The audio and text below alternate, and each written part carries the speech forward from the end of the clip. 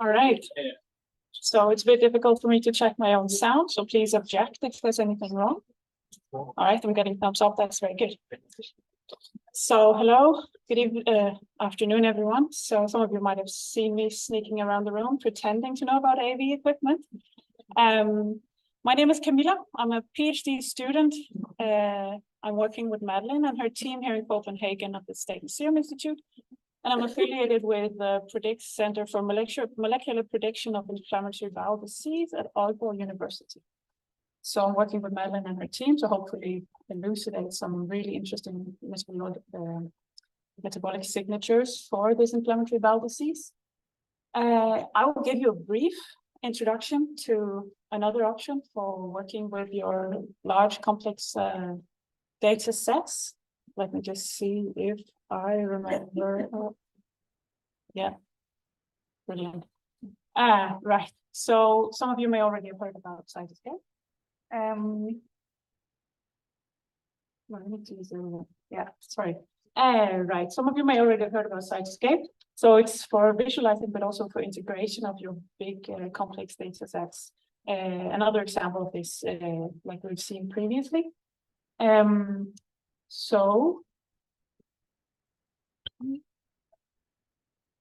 Here we go. Sorry about that. So for those of you who don't know, Cytoscape was originally created by the Institute of Systems Biology in Seattle, so all the way back in 2002. Since then, it's become a large open source platform, and it's now managed, shall we say, by a large consortium of different institutions that collaborate on this. So like some of the examples we've seen already, this is for analysis, but also very much indeed for visualization of your complex data sets. So indeed, the main point of this, or big point of this, is that for to visualize these complex networks is actually going to give you a more intuitive chance of both overview, but also working with your data and for easier interpretation as well. Other than that, you can also integrate these data with additional attributes. So whatever this may be, additional information also from databases like we've seen previous examples of. This allows for like further exploration, and it's going to be much more intuitive for you than having a large table of data.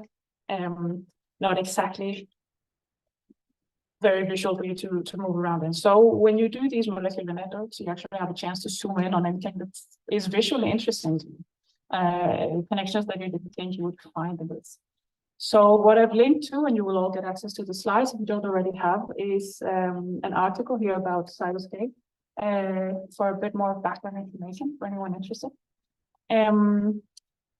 So it is not only useful for us, but complicated networks, you can find this all over biology. I'm a cellular biologist, not a data scientist or anything like that. So for me, it's interesting that you can also use this in so many other connections. So you can visualize to like reduce the complexity of these data sets, as I've said, for more intuitive interpretation and exploration. So this can be for pathways. This could be for like signaling pathways. This could be for metabolic pathways. You can also visualize interactions that could be protein-protein, protein-ligand, protein molecular domain, all these things. Correlation of expression of genes. And then finally, for what we're primarily looking on in this course here is the similarity. So this could be sequences, but in our case, also tandem mass spectral similarity, of course. As a bit of a fun fact, I've been told, or I could read on Cytoscape webpage, that it can be used in fields of epidemiology or social sciences. So it really is very, very workable. Another link that I've added here for anyone interested in trying Cytoscape is in the corner here for the tutorials. It's really quite extensive. There's a lot of information. There's a lot of demonstrations that you can give a try. Today, for a more practical demonstration, I'm going to leave you in the capable hands of Daniel in a brief moment. who has much more experience with the actual using of the program than I do. I just want to say a few more words.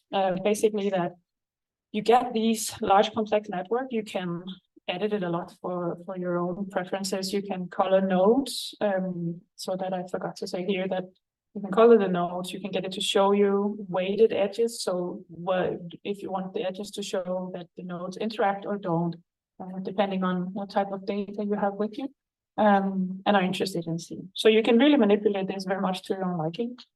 I'm sorry for the quality of the picture here, but you can also suddenly see something that was unexpected, a connection that you were not expecting to see, and this way this will give you more insight into the type of data that you have and how it is similar in ways that weren't expected.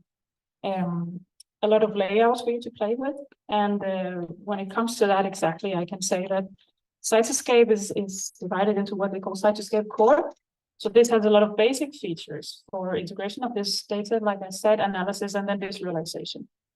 For more specialized types of analysis, they have now an app store. Previously, they called this plugins.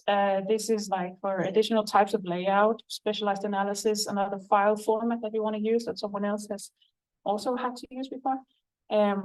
Most of these apps are community developed, so someone else has been in need of this function for Cytoscape and have then added this app for others to use in this Cytoscape app store. Most of the stuff from there is free to download and use. And as I say, community developed. So it's always worth going to see if someone else has had a similar issue to you. Right? So for now, Daniel will give you a bit of more of a hands-on tour.